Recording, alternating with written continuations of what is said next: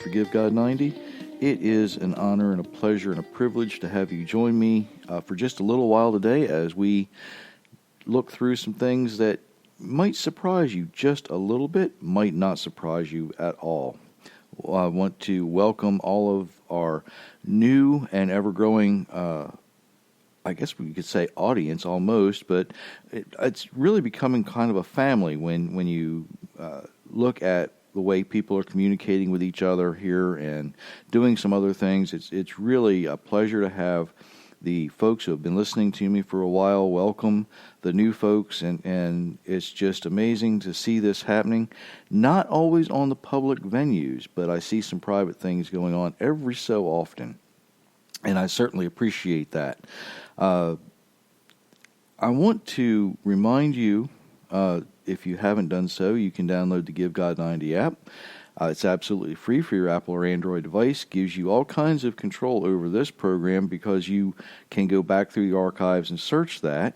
But we are also on a growing list of really venues where you can listen to this program, and that is made possible because we're on the Spreaker podcast platform, and that goes out and they distribute to many places like Apple or Google Podcasts, iHeartRadio, Spotify, and many others.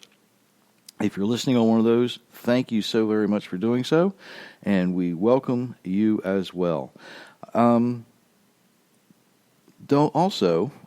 have been neglecting to mention the website, and I want to get all of that out of the way before I get into what I want to talk about today, because I always get in a hurry and want to talk what I'm talking about and forget to let you know that you can go to givegod90.com, givegod90.com.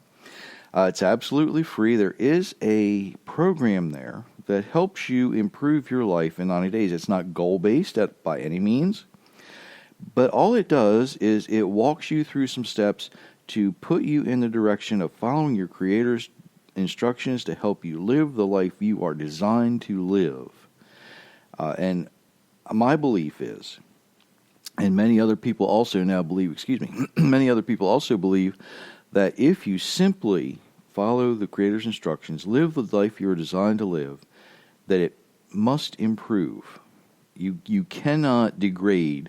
You must improve if you do those things. So go ahead, take the challenge, knock yourself out. There's also some other things on there that, there's links to other things there that, my books, my pictures, some teachings that really help benefit us be able to continue to do what we do. So don't forget that as well. Now today, I want to look at gaining knowledge, okay? So as we look at gaining knowledge, we kind of have to, let me give you just a short background, okay? I want to think about a number of years ago, specifically about 50 years ago in my life, and I don't want you to, I'm not going to take a real big trip down memory lane here, all right? But what I want to look at is when I was about 5 or 6 years old, my parents made the decision to purchase a set of encyclopedias.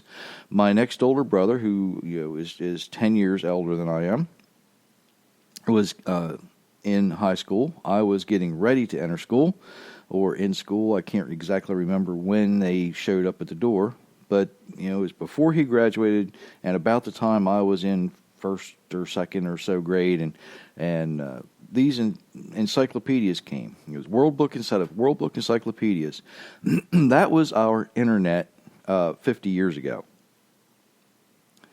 And I looked at these encyclopedias, and the pictures were fascinating, and the things that were in there, I was just learning to read.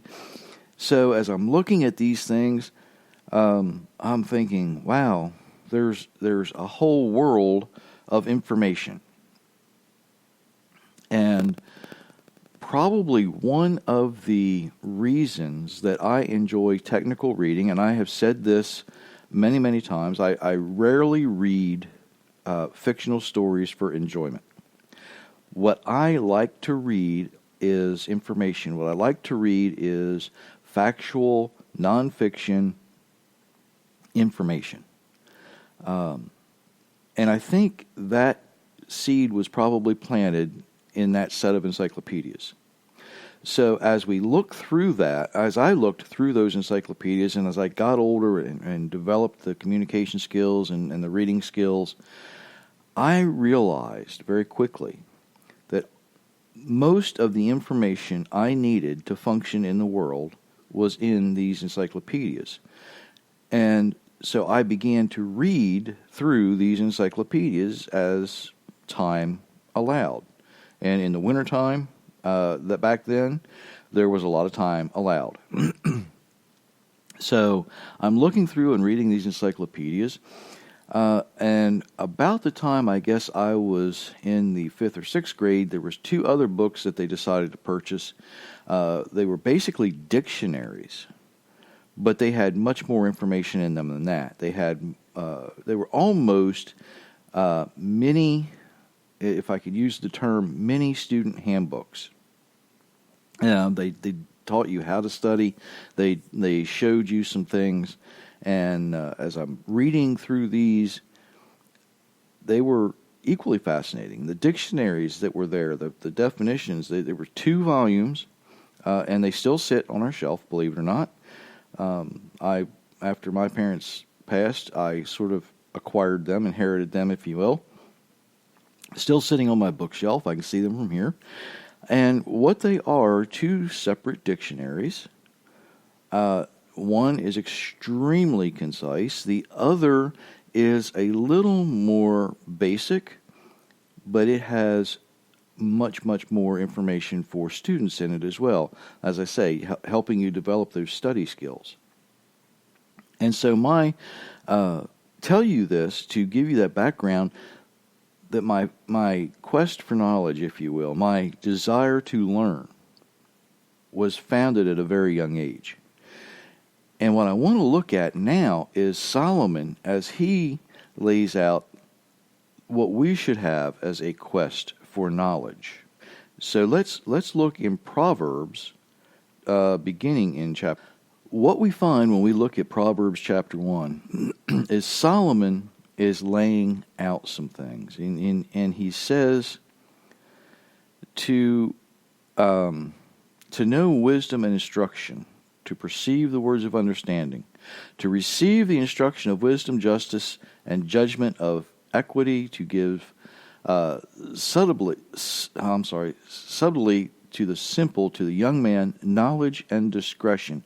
What he's laying out here in Proverbs is, I want to show you, I want to teach you, I want to allow you to understand what wisdom is, what justice is, how to seek wisdom, justice, knowledge, how to find the proper instructions as we relate to the world, as we relate to the Almighty, and as we understand the way we were designed to live by our Creator. And in verse 6, to understand a proverb and the interpretation, the words of the wise and their dark sayings. Well, that sounds kind of odd. If we're talking about the things of the Creator, shouldn't those be light sayings? But not always, because the very next verse, the fear of the Lord, now that's not to be afraid of, that is to respect and to understand, is the beginning of knowledge, but fools despise wisdom and instruction. So what he's saying here is, if you have that deep respect, that desire to please your Creator, okay, that's the beginning. That's a good place to start, is what he's saying. And as I look back on my particular life, that set of encyclopedias was a good beginning. It showed me the things of the world. What it didn't show me, now it did have things in there, and I still have used it. Actually, earlier in one of the podcasts, I quoted from there about Christmas. I quoted from there about Easter. I've looked at things still today as I go back and look at that set of encyclopedias. There are valuable tools in there that we can use and glean from the information. So don't think that they're not still being used. They are. But that was only the beginning. That was only the beginning.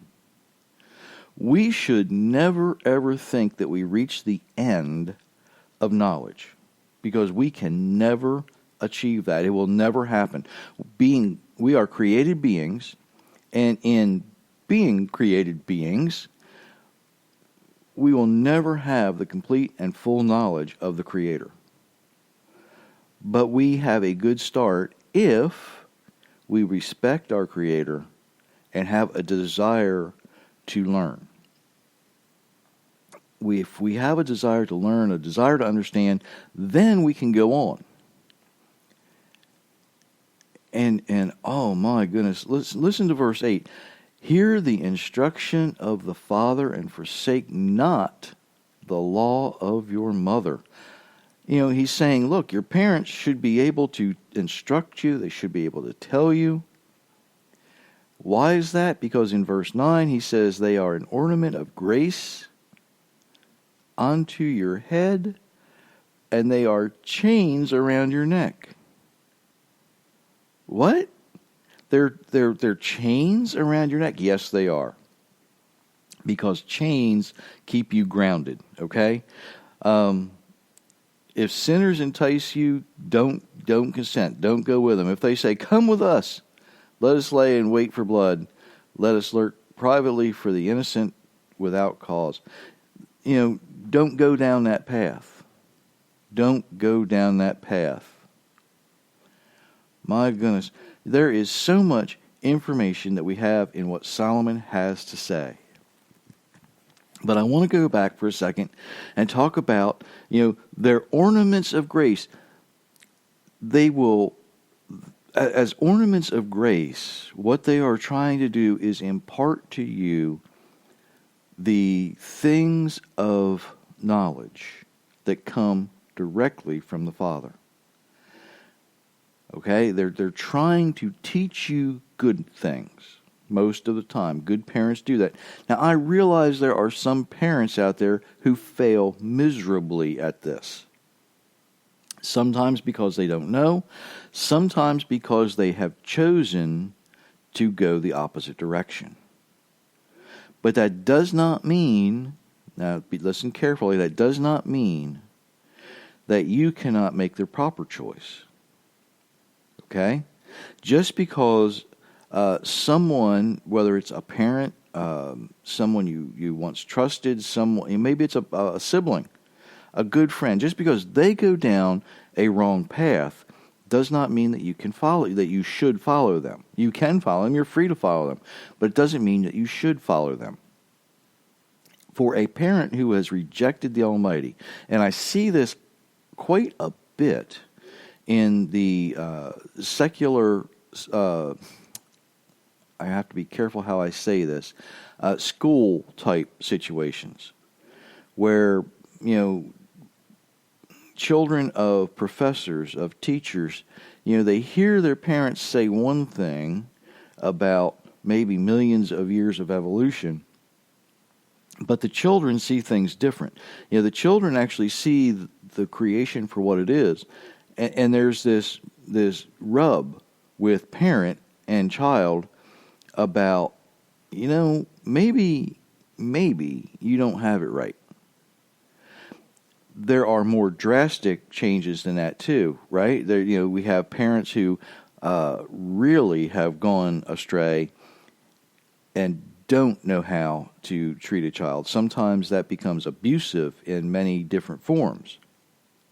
Sometimes, it begins that child's journey down a life of addiction for a while. And many, many, many children get out of that, thankfully.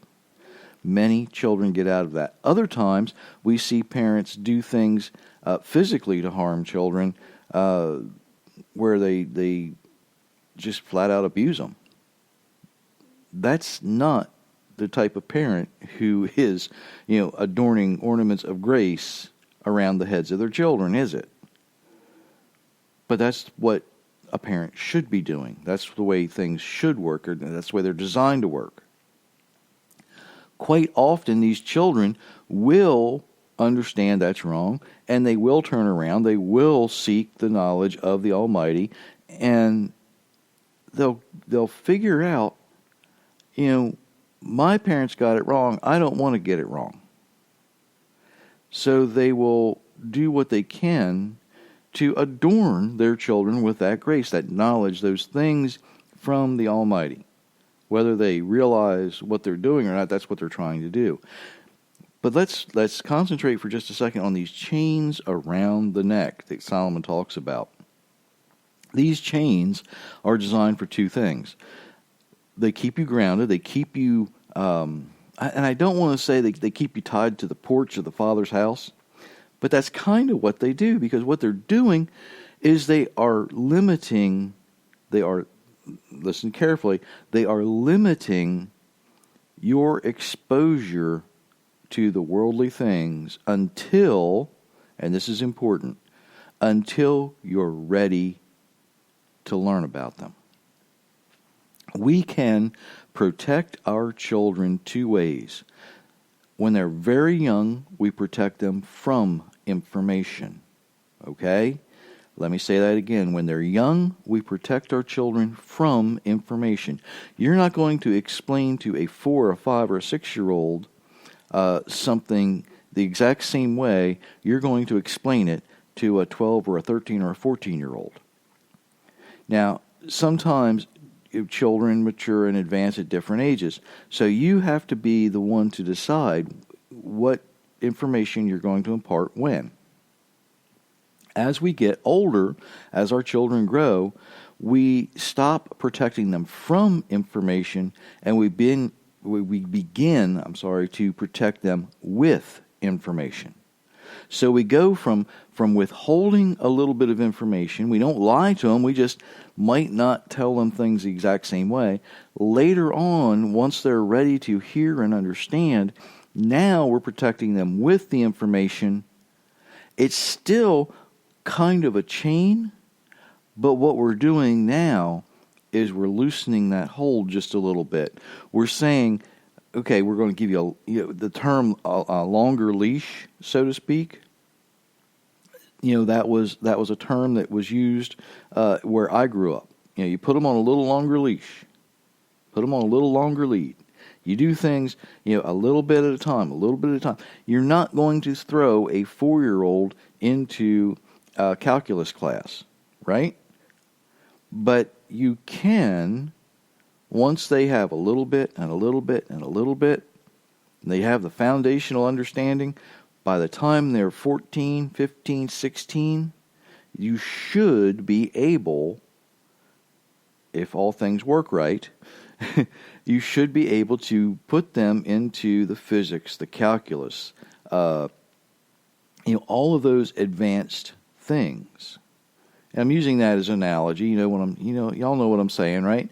You're not going to throw a 4-year-old to the world, and hopefully you're not just going to push a 14, 15-year-old out the door either. But there's also another concept to this chain idea that Solomon's talking about. There comes a time when that chain has to come off.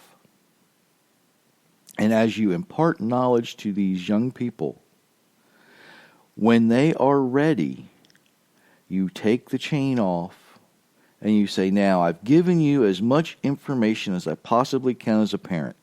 I've made sure that you were in school and you were receiving as much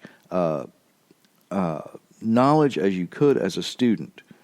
Now, as a student in America, they're going to receive, reading, writing, arithmetic, hopefully in a classroom.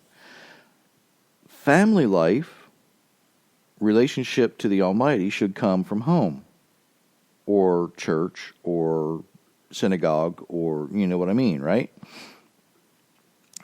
And if you do it properly, they're going to bind these things together And when you take the leash off, because what's going to happen, what's designed to happen, is as a young man and a young woman mature, they begin to fight against that chain.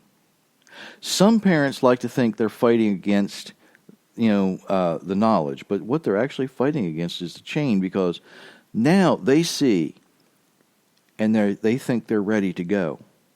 And as designed, by the time, and the problem is in our culture, our culture says, "Oh, you're not grown up until you're 21. You can't make adult decisions until you're 21." Folks, I know a lot of teenagers who made very good decisions and wise decisions at 16, 17, and 18. I know a lot, and I mean a lot, of people who joined the military at the age of 18 after graduating high school, and they were making extremely adult decisions at the age of 19 and 20. Okay? And I'm talking, not only are they operating $1 million equipment, not only are they in charge of other people's lives, not only are they on the battlefield, okay, they're making life and death decisions at 19 years old. Some of them before they reach that age. But yet, American society says, well, you're not an adult until you're 21. Like there's some magical number that we can throw out there. Sorry for all the politicians out there, it doesn't work that way. You can have a very, very mature young person, who has not yet reached their 17th or 18th birthday. So what I'm, coming back from that rabbit trail just a moment, as these young people are jumping at the edge of that chain, it creates a rub in the family, and it's designed to be that way because they want to go out, they want to use the knowledge you have given them. They want to use the knowledge you have given them, and they want to go out. We call it raging hormones sometimes. We have all of these things, but what it is the way the Almighty designed it to be. They're fighting against the chain. They want to go out. It's time for them to begin a family. Look around and say, who is the person out here in the world that I am supposed to begin a family with? Our culture in America has changed some of that now, so that we look around and these young people are really confused because they don't know, number one, how to choose a person. They don't, and society's telling them one thing, right? Parents and scriptures telling them something different. Now they're the ones that are responsible for wading through all of that garbage, but using the information that they have been adorned with through grace. That basic knowledge, that basic information that we begin to lay out at a very young age. There's more to raising children than making sure that they're sitting in Sunday school or sitting in church. I have had so many well-meaning Christian parents and grandparents say, you just got to get that child in church. No. You need to make sure that the information that they're receiving when they get there is the proper information, so that their parents, their grandparents, can adorn them with ornaments of grace, so that those chains that are around their, that they're bound with, are the proper chains of information, of knowledge, of wisdom, of integrity, just as Solomon intended them to be.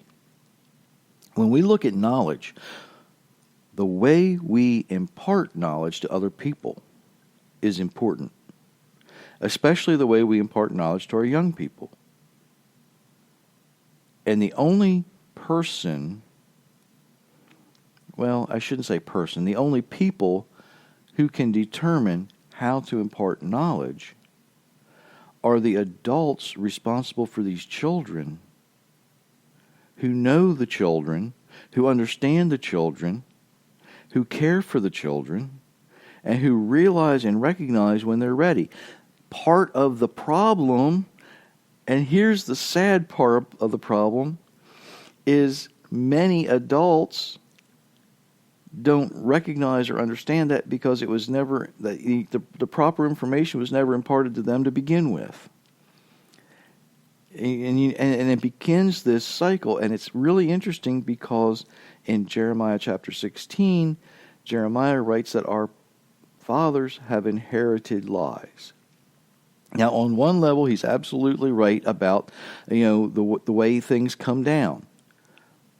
But on a different level, almost on a metaphorical level, he's absolutely correct, because our fathers, not only did they inherit lies, but they didn't get that process of information from their fathers properly. So how can they pass that proper information on to us? Do you see where I'm going with that? If way back, somebody made a mistake, then where we are now probably isn't right. If you look at a mathematical equation, okay, and in like maybe the fourth entry of this mathematical equation that might be 12 or 15 or 20 entries long, if there is a mistake in the fourth or fifth or sixth entry, then the end result is going to be wrong. It's called a fatal error in some circles. So we look at this, and if we have a fatal error in the fourth step, then the 20th step, our final answer, is going to be incorrect. How do we overcome that? How do we, as parents of young children or grandparents, still trying to guide and direct adult children and their children, how do we overcome these fatal errors that were passed along to us many, many, many years ago? Therein lies the grace. Because if we're searching, if we're seeking, as Solomon says, if we are respecting the Almighty, if we are ready to receive His grace, that's the beginning. That's the beginning. We can start over. We can go there and go places with our children, even our adult children, if we choose to. How we do that is going to be different every time in every family situation. Quite often it's going to be different how a parent talks to one sibling over another sibling. I shouldn't say over another sibling, to another sibling. They're going to impart knowledge differently to one brother or sister than they do another brother or sister. We often find ourselves doing that with friends, don't we? We're going to tell our friends the same thing, but we're going to tell one friend in a way they can understand. We're going to tell another friend in a way that they can understand. You're saying the same thing, you're just telling it two different ways. We do that to children. We do that to each other. Ladies and gentlemen, the gift of knowledge, the gift of being able to... I almost went down another rabbit trail there, but I'm not going there. I want to keep this a little shorter. The gift of knowledge is something that we can pass along. But we must understand that as we're passing this knowledge along, it does restrain people. Because now that you have this knowledge, you have to figure out how to use it. You have to figure out how I'm going to get from point A to point B now that I understand the bridge might be out. How do I get from point A to point B now that I understand there's a rough patch in the road? How do I get from point A to point B knowing what I know now? See, that is those ornaments of grace. Because once you know, once you understand, now you can use that. Now you can use that, and you can make those chains as short or as long as you need to, as you impart those knowledge and those bits of information to the people under your care. Ladies and gentlemen, please do so wisely. I hope you have a wonderful, wonderful week.